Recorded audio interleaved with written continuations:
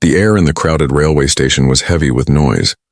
The loudspeakers kept calling out train numbers, children were crying, vendors shouted about tea and peanuts, and hurried footsteps echoed against the cement floor. In the middle of all this chaos, a boy named Sundar stood silently, holding his father's hand.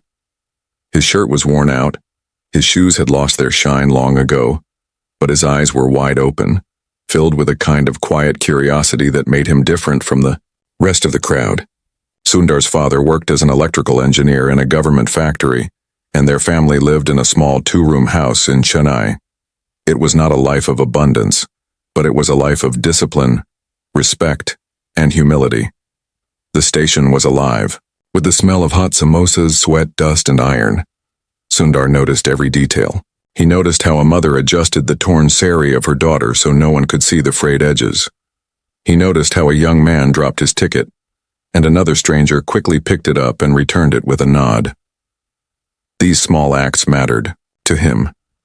He stored them quietly in his heart, as if they were lessons more important than anything in his textbooks. As Sundar's train finally arrived, a sudden push of the crowd separated his small hand from his father's. Panic rushed into his chest. He was only a child, maybe 10 years old, and in that moment the world felt too big, too loud, and too fast. He wanted to cry, but something inside told him to stay calm. He took a deep breath, remembering his mother's words. Even in storms, you must learn to see clearly. And then it happened. In the middle of this confusion, someone dropped something shiny on the ground. The crowd didn't notice, but Sundar's eyes caught it immediately. It was a small brass coin, polished and bright, rolling across the floor until it stopped near his feet. He bent down, picked it up, and looked around. The coin did not belong to him. Someone had lost it, and the right thing was to return it. He saw a man in his late 30s searching the floor with worried eyes. Sundar walked up to him slowly, extended his small hand, and said, "Sir, is this yours?" The man froze for a moment, looked at the coin, then looked back at the boy. His face softened with relief. "Yes, that's mine," he said quietly, his voice trembling. Sundar did not just hand it over casually. Instead, he bowed slightly, the way his mother had taught him to show respect.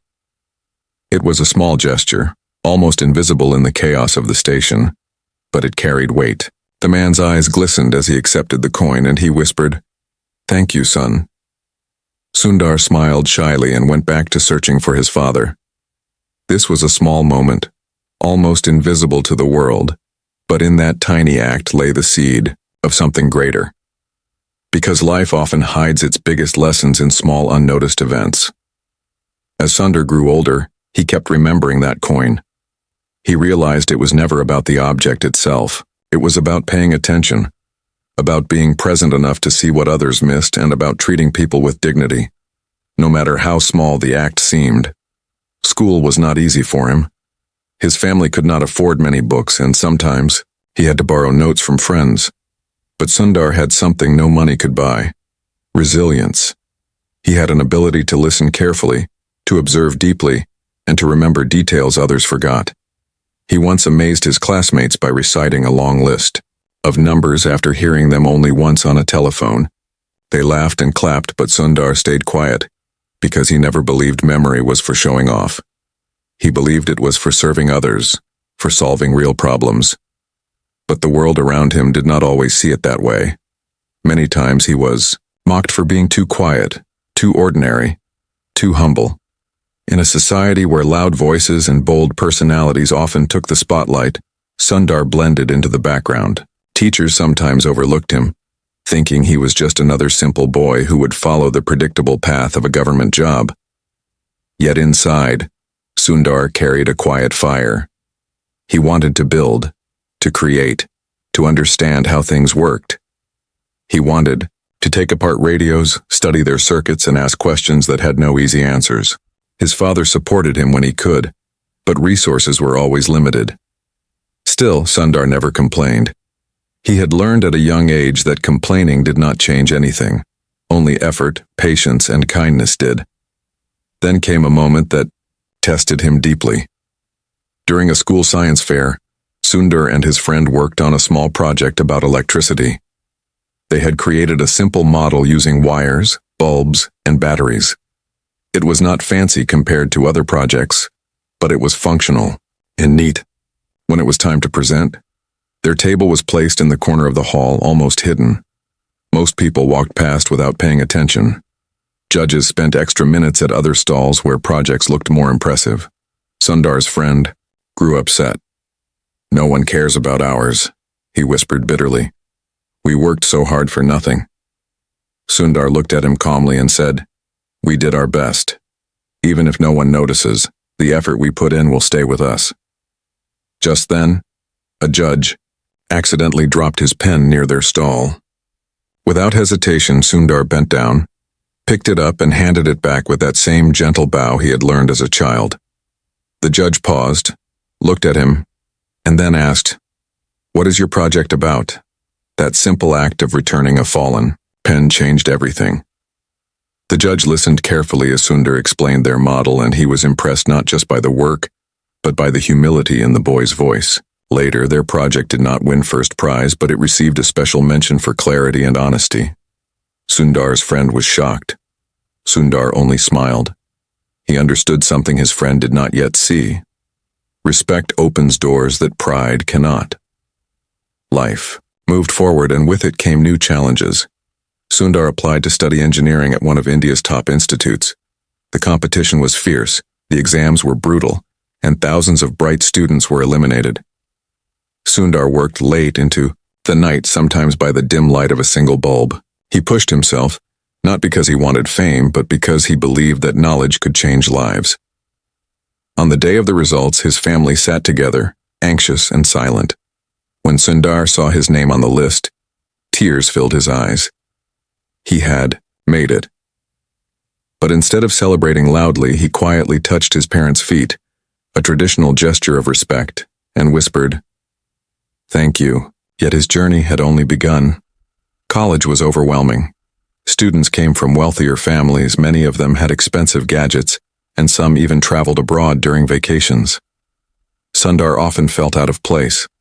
But rather than letting insecurity defeat him, he turned it into strength. He observed, listened, and learned from everyone. When others competed to speak louder, he focused on asking better questions. One evening, during a group project, tensions rose among his classmates. Two students argued over whose idea should be chosen. Voices grew sharper, egos clashed, and the project was at risk of falling apart. Sundar stayed quiet for a long time, and then he softly said, "What if we try combining both ideas? Maybe the result will be stronger." The room fell silent. No one had thought of that. Suddenly, the energy changed, and they began to work together. That night, Sundar understood something important. Leadership is not always about being the loudest voice, but about guiding others with humility. But the story of humility is never without tests. One day, in the crowded cafeteria, a senior student made fun of Sundar for wearing the same pair of shoes every day. The word stung, and a few students laughed. Sundar could have argued back, but instead he smiled gently and said, "These shoes have taken me far. I am grateful to them." Their laughter stopped. Silence replaced it. No one had expected such a response. Sundar's dignity, his refusal to be broken by mockery, left a quiet mark on everyone watching. As years passed, Sundar faced bigger exams, tougher interviews, and choices that would shape his destiny. But through it all, the small lessons stayed. With him, the coin at the railway station, the pen at the science fair, the shoes in the cafeteria. They were reminders that respect and resilience could carry him through storms. And yet, as the world opened new doors for him, he was about to step into a moment that would test everything he had learned so far. A moment where his future, his character, and his destiny would collide in a way no one could predict. The interview that changed everything. The silence in the hallway outside the interview room felt heavier than the noise of the railway station Sundar once remembered from his childhood. Back then, he had picked up a brass coin, bowed, and given it back. Today, in this air-conditioned corridor with polished floors and anxious candidates waiting their turn, The same kind of moment had arrived again. The man who had just come out of the interview looked older, perhaps in his 50s, with streaks of gray hair and sweat shining on his forehead. His steps were uneven, almost as if the weight of rejection had bent his shoulders. In his hand he carried a folder of papers, but as he walked past Sundar, something slipped quietly and fell to the floor. No one else noticed. Sundar's eyes immediately caught the small leather wallet resting near his feet. It was worn and old, the edges torn, but it looked important. His first instinct was to pick it up, but his mind raced. His own name had just been called inside. If he delayed, he might miss the chance of his life. Yet if he ignored it, the man would lose something precious. He took a deep breath, remembering his mother's words. When you are faced with two paths, choose the one that keeps your heart light. Sundar bent down, picked up the wallet, and hurried after the man. Sir, he called softly. The man turned, surprised. Sundar extended the wallet with both hands, bowing his head slightly. You dropped this. The man froze. For a moment his tired eyes filled with tears. He took the wallet, held it close to his chest, and whispered, Thank you, son. This has my daughter's photograph. I thought I lost her once, and now I thought I lost her again. You have no idea what this means to me. Sundar gave a small smile, but before he could say anything more, the assistant inside called again. Mr. Pichai, please come in. The interview room was wide, with tall windows letting in streams of sunlight. 4 professors sat at a long table, their faces sharp with the seriousness of people who held the power to change futures. Sundar walked in quietly, placed his file on the desk, and folded his hands in greeting. Sit down, Mr. Pichai, one of them said without looking up. Sundar sat. His palms were sweaty, his heart racing, but his eyes stayed steady. The questions began quick and sharp. About engineering principles, about logic, about leadership, about why he deserved a scholarship to study abroad when so many others also dreamed the same dream. He answered each question carefully, with clarity, but also with humility. He never exaggerated his achievements. Instead, he spoke about how he learned to observe, how he remembered details, and how he wanted to use technology to solve real problems for ordinary people.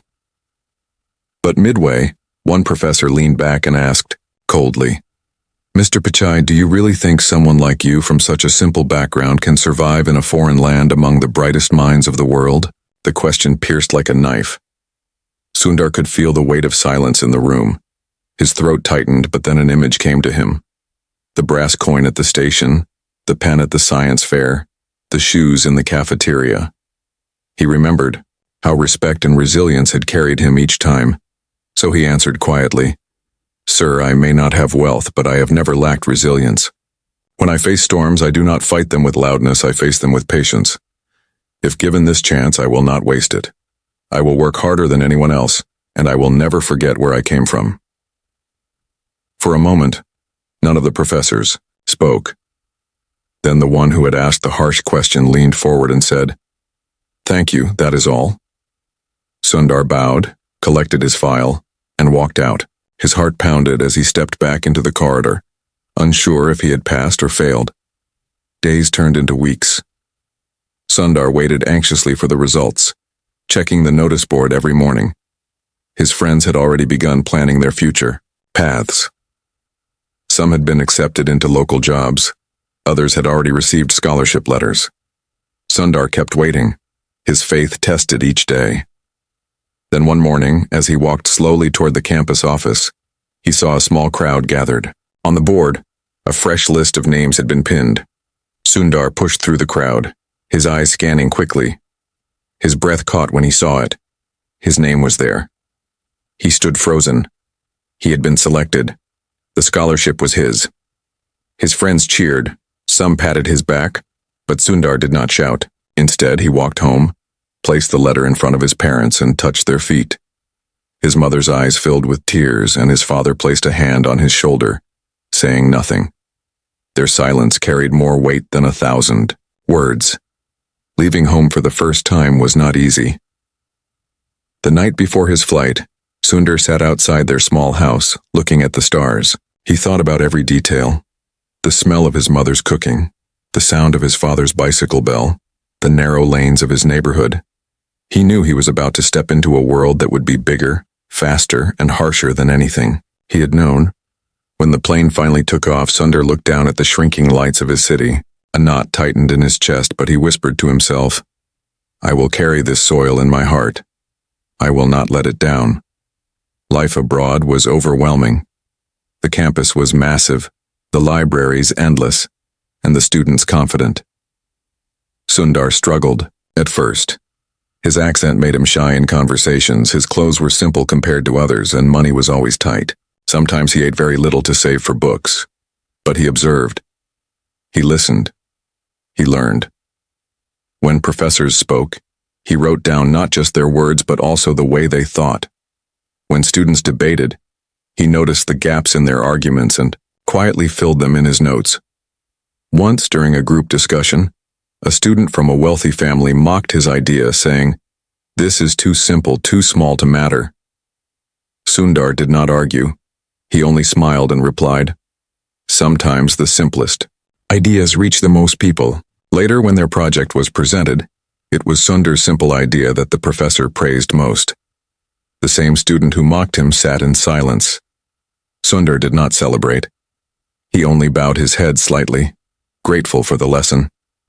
Despite his progress, loneliness often crept into Sundar's heart. He missed home, missed the warmth of his family, missed the taste of simple food. One winter night, while walking back to his dorm through freezing wind, he stopped under a street lamp and closed his eyes. He almost broke down. But then he remembered his father's words, "Storms teach you to stand taller." He tightened his coat, wiped his eyes, and kept walking. Every challenge became a stepping stone. Every insult became fuel. Every doubt became a quiet determination. And then one day, opportunity came knocking in. A way he could never have predicted. A professor introduced Sundar to a visiting company executive who was scouting for young talent. The man shook Sundar's hand firmly and said, "I've heard you think differently. Tell me something about yourself." Sundar paused. Instead of boasting about his grades, he spoke softly about his childhood, about the coin at the railway station, about the science fair pen, about the shoes in the cafeteria. He told him how these moments taught him the value of respect, humility, and resilience. The executive listened closely, then said, "You are not just smart. You are grounded. We need people like you." That conversation planted a seed that would eventually lead Sundar toward the path of becoming a leader in technology. But at that moment he did not know it. All he knew was that his journey was only beginning, and much bigger storms lay ahead. The interview with hidden questions, the letter, lay open on Sundar's desk, the bold words staring at him like a challenge carved into stone. He read it again and again, almost as if he was afraid the letters might fade away if he blinked too long. The invitation was to interview with one of the biggest technology companies in the world, a place that seemed unreachable for a boy who once lived in a two-room house in Chennai. His heart raced, his hands trembled, but a quiet determination settled inside him. The night before the interview, Sundar barely slept. He sat near the window of his dorm room, watching the glow of streetlights, listening to the hum of distant traffic. Every sound reminded him of the railway station back home. The chaos, the smell of food, the rushing of people. And he thought of the coin he had once picked up and returned with a bow. Life seemed to be repeating its pattern, placing him in small yet decisive tests one after the other. He whispered to himself, "This is not about impressing them. This is about showing them who I truly am." The next morning, the city was alive with its usual rhythm. Tall glass buildings reflected the rising sun, people hurried with briefcases, cars honked impatiently. Sundar walked slowly, clutching his folder of documents, his heart pounding like a drum inside his chest. As he entered the company's headquarters, he felt like he had stepped into another world. The lobby was grand, the floors polished so brightly that he could almost see his reflection. He straightened his shirt, took a deep breath, and waited. Soon he was called into a large conference room. 3 executives sat across a long wooden table, their expressions unreadable. They introduced themselves briefly, then asked him to sit. Sundar nodded politely. bowed his head slightly out of habit, and sat down. The questions began. At first, they were technical, about systems, about problem solving, about engineering. Sundar answered carefully, sometimes pausing to think. Never rushing, never exaggerating. His calmness surprised them. Most candidates tried to speak quickly to fill the silence, but Sundar was not afraid of pauses. He let silence be his ally, a space where thought could breathe. One of the executives leaned forward and said, "We've heard about your strong memory. Is it true you can recall details very quickly?" Sundar hesitated for a moment, then nodded softly. "Yes, sir. I have a good memory, but I believe memory is useful only if it helps solve problems for people." The executive smiled faintly, then asked for a specific task. "Tell me, do you remember the customer support numbers for our products?" Sundar paused, then recited them slowly and clearly, each number matching perfectly. The room grew silent. The executives exchanged surprised glances. It was as if he had opened a door into their own systems without needing to check notes. But Sundar did not smile or show pride. Instead, he bowed his head slightly and said, "I only remember them because they matter to people. When someone buys a product, they trust it. When they need help, these numbers are the bridge. I respect that." The burden of 1 billion voices, the room felt heavier than any room Sundar had ever walked into. The air was thick with tension, the kind that made every breath feel like it carried weight. Across the long polished table, the CEO and senior leaders sat with eyes that seemed sharper than usual, as if they were about to place not just a task but an entire destiny on his shoulders. Sundar stood quietly for a moment before taking his seat, his hands folded neatly in his lap. The CEO leaned forward, his voice calm but edged with gravity. "Sundar, you have proven yourself with the browser. Against doubt, against failure, you built something that reached the world. But now the stakes are higher, the competition is fiercer. We cannot stay where we are. We need to leap forward, and we want you to lead that leap." Sundar's eyes did not waver, but his chest tightened. "What do you need me to do?" he asked softly. The CEO paused, choosing his words carefully. "We want you to lead our platform, not just a product, not just a feature, but the very heart of what people use every day. Search, communication, information. It must be faster, safer, smarter. It must carry the weight of billions of voices. If you succeed, you will change the way the world connects. If you fail, the entire company will pay the price." The silence that followed was louder than thunder. Sundar felt the enormity of what was being asked. It was no longer just about code or speed. This was about trust. Billions of people across the globe, each depending on the company in unseen ways, would be touched by what he was now being asked to shape. His hands trembled slightly under the table, but his voice remained steady. "I will do it." The following months became a blur. Sundar's days began before sunrise and ended long past midnight. Meetings piled upon meetings, problems rose like mountains, and expectations pressed down like storms. Teams argued over priorities, leaders demanded results, and competitors outside pushed harder than ever. Yet Sundar carried himself with the same quiet calm. When voices in the room grew heated, he waited until silence returned, then spoke with clarity that cut through the noise. "Let us not argue over who is right," he would say gently. "Let us think about what is right for the people who use our products." His words disarmed anger. His tone softened tension. And slowly, people began to lean toward his way of thinking, not out of fear, but out of respect. But beneath his calmness, the struggle was immense. Sundar often sat alone in his office late at night, staring at lines of reports, the glow of the screen painting his tired face.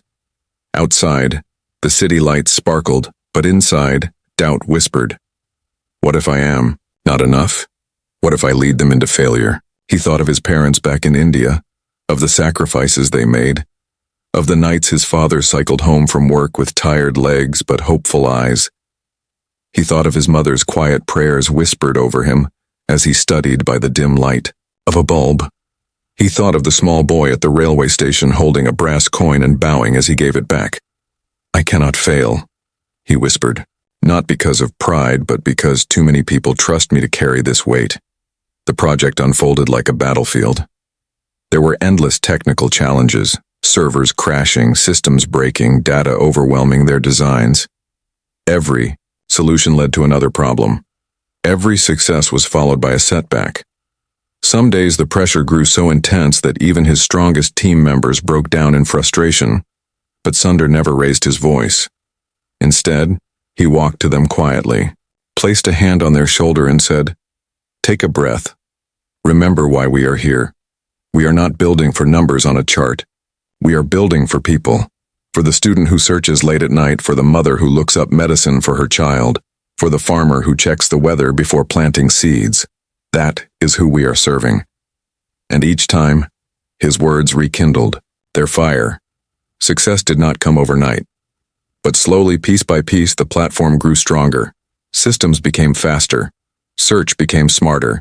Features became simpler. And when they finally tested it at scale, the results were beyond what anyone had expected. Yet victory was not without enemies. Competitors outside grew nervous, spreading doubts, launching aggressive campaigns to block their progress.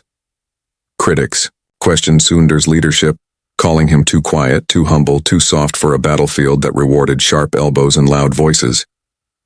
Inside, Sundar sometimes wondered if they were right, but then he remembered the lessons of his journey. Humility was not weakness. Silence was not emptiness. Resilience was not quiet surrender. He had always carried storms with dignity, and this time would be no different. The launch day arrived. It was early morning and the office buzzed like a hive. Screens glowed with live data. Teams sat glued to their stations, hearts pounding. Sundar walked slowly through the room, his presence calming them. He said nothing, only bowed his head, slightly, and they understood. This was the moment they had been waiting for. When the platform finally went live, the response was overwhelming. Usage surged. Numbers climbed and voices across the world felt the difference. Students, parents, workers, dreamers. Everyone experienced the change. The room erupted in cheers. People hugged, laughed, clapped. But Sundar stood quietly, his eyes moist, his lips curved in the smallest of smiles. When reporters later asked him about the success, he simply said, "We are grateful that people trusted us. We will keep working harder." But behind the applause, a new challenge brewed in silence. For with success came responsibility, and with responsibility came questions far heavier than coding or systems.